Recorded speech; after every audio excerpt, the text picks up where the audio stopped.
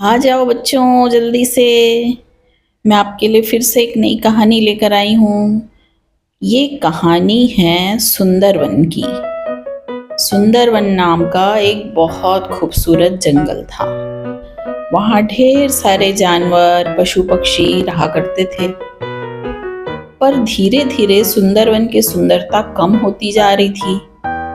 पशु पक्षी भी वहाँ से कहीं दूसरे वन में जा रहे थे। क्यों? क्योंकि कारण यह था कि कुछ सालों से यहाँ बारिश नहीं हो रही थी, जिसके कारण जंगल में पानी की कमी हो गई थी। और पेड़ पौधों को तो पानी चाहिए। बिना पानी के पेड़ पौधों की हरियाली खत्म हो रही थी और पशु पक्षियों का वहां मन ही नहीं लग रहा था। सभी लोग वन को छोड़ के दूसरे वन में जा रहे थे। ऐसे में एक दिन गिद्धों ने ऊपर उड़कर देखा तो उनको काले घने बादल जंगल की ओर आते नजर आए।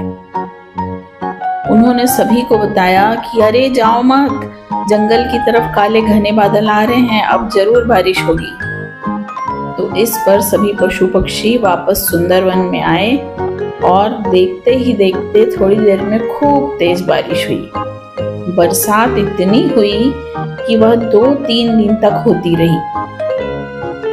सभी पशु पक्षी बारिश रुकने पर बाहर निकले तो उन्होंने देखा कि तालाब और झील में खूब सारा पानी भरा था। वो खुश हो गए। सारे पेड़ पौधों पर नए नए पत्ते निकल आए थे और सब तरफ हरियाली थी। देखने में सब बहुत सुंदर लग रहा था। तो सभी पशु पक्षी जानवर सब बहुत खुश हुए और सब ने सेलिब्रेट किया। सभी का मन ऐसा हो रहा था कि अब बतख बन के झील में तैर जाएं। जो पशु होते हैं वो तो नहीं तैर सकते, पर फिर भी उनका मन कर रहा था कि हम भी बतख की तरह झील में तैरें।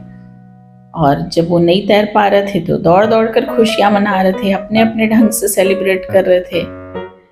मेढक चिल्ला रहे थे, पपीहे एक नए ट्यून में चिल्ला रहे थे। इस प्रकार सभी जानवर पशु पक्षी खुश थे और वो जो सोच रहे थे कि दूसरे वन जाएंगे उसके ऊपर उनको पछतावा हो रहा था और उन्होंने दूसरे वन जाने का इरादा छोड़ दिया और अपने घर में खुशी खुशी रहने लगे।